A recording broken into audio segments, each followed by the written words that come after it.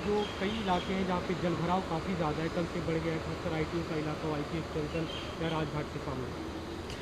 देखिए, पानी का अच्छी खबर यह है दिल्ली वालों के लिए कि पानी का लेवल बढ़ नहीं रहा है। वो कल दोपहर से 1 बजे से शाम के 7 बजे तक स्टेबल रहा और अब बहुत धीमी गति से पानी घटना शुरू हो गया है। लेकिन अभी 0.01 मीटर के रेट पर पानी घट रहा है। तो पानी का लेवल नीचे जाने में अभी आप मान लीजिए 1 दिन तो लगेगा। तो जो अभी की स्थिति है पानी के एरियाज़ में इसलिए भर रहा है क्योंकि अब सारे ड्रेन्स भर गए हैं और अब ड्रेन्स में पानी वापस जा रहा है और इस वजह से बैकफ्लो की वजह से अब कई एरियाज़ में पानी भर रहा है। अभी पंपिंग भी संभव नहीं है। पंपिंग इसलिए संभव नहीं है क्योंकि पानी पंप करके तो यमुना में ही जाना होता है और जब यमुना का वाटर लेवल इतना हाई है तो इसलिए अभी सड़कों से पानी पंप करके भी निकालना संभव नहीं है। हम दिल्ली वालों से यही अपील करेंगे कि हमें पता है कि परेशानी है, लेकिन ये परेशानी किसी एक व्यक्ति के कारण, किसी एक परिस्थिति के कारण नहीं, पर पूरी नॉर्थ इंडिया में जो इतनी मूसलाधार बरसात इतने दिन तक चली उसकी वजह से हुई है। अच्छी बात यह है कि पानी अब धीरे धीरे नीचे जा रहा है।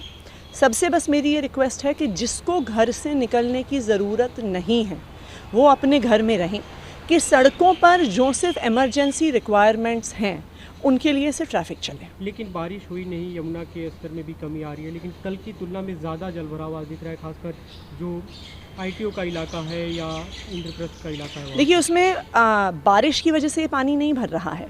ये इसलिए भर रहा है कि जिन जिन एरियाज़ में कल जल भराव हुआ है अब उनकी ड्रेन्स भी सारी भर गई हैं।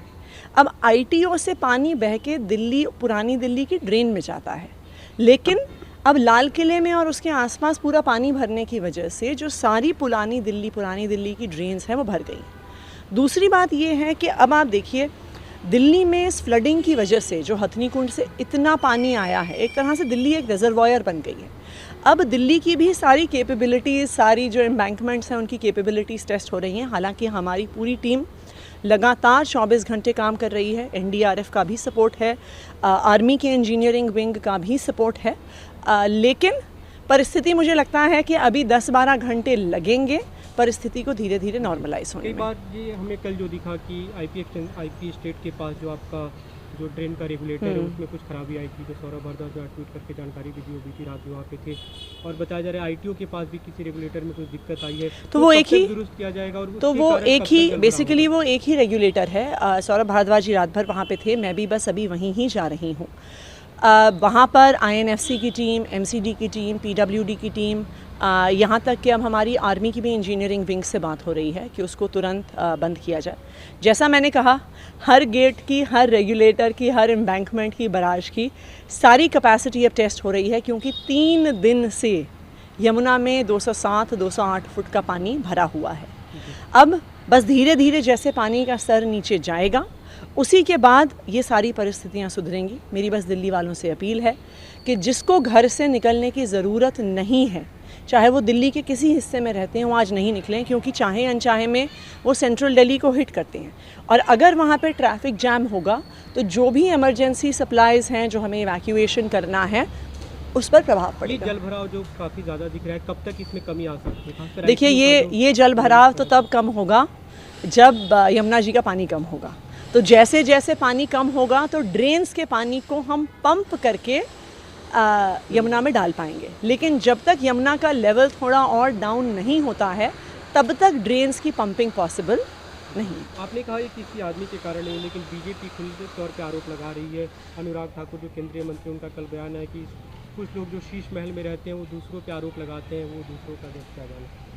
देखिए, सबसे पहले तो बहुत दुख की बात है कि ऐसी आपातकाल स्थिति में भी भारतीय जनता पार्टी को सिर्फ राजनीति करने का समय मिल रहा है। ये समय है सबके साथ काम करने का और मैं इस बात से अचंभित हूँ कि अनुराग ठाकुर जी को लगता है कि अरविंद केजरीवाल जी में इतनी चमत्कारिक क्षमता है कि वो हिमाचल प्रदेश में बारिश करवा सकते हैं, कि वो हरियाणा में बारिश करवा सकते हैं, क्योंकि जो आज दिल्ली में पानी आ रहा है ये दिल्ली में बरसात की वजह से नहीं आ रहा है। हम सबको पता है दिल्ली में पिछले 4 दिन से एक बूंद पानी नहीं बरसा है। जो आज सारा पानी दिल्ली में है ये हरियाणा की हथनी कुंड बराज से बहते हुए यमुना में आया है। हम हरियाणा को दोष नहीं दे रहे हैं।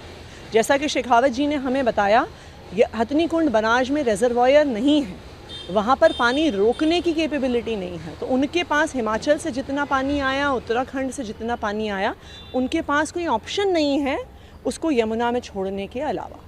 तो अब हथनी कुंड से भी पानी आना कम हो गया है, तो मुझे उम्मीद है कि अगले 12 घंटे में स्थिति सुधरनी चाहिए। अगले 12 घंटे जलभराव वाली स्थिति रहेगी आप? मेरे ख्याल से अगले 12 घंटे में तो रहेगी परिस्थिति। अभी सीएम विजिट करने वाले हैं, जो यमुना के पास ड्रेन है, वहाँ क्या कुछ दिक्कतें हैं? देखिए, ये जो ड्रेन है, इसमें जो गेट अभी जिसका काम चल रहा है, वहीं पर सीएम भी जाएंगे, वहीं पर मैं भी जा रही हूँ। वो एक तरह से दिल्ली का सबसे क्रिटिकल पॉइंट हो गया है, जहाँ पे अभी हमने सारी इंजीनियरिंग टीम्स को लगाया हुआ है।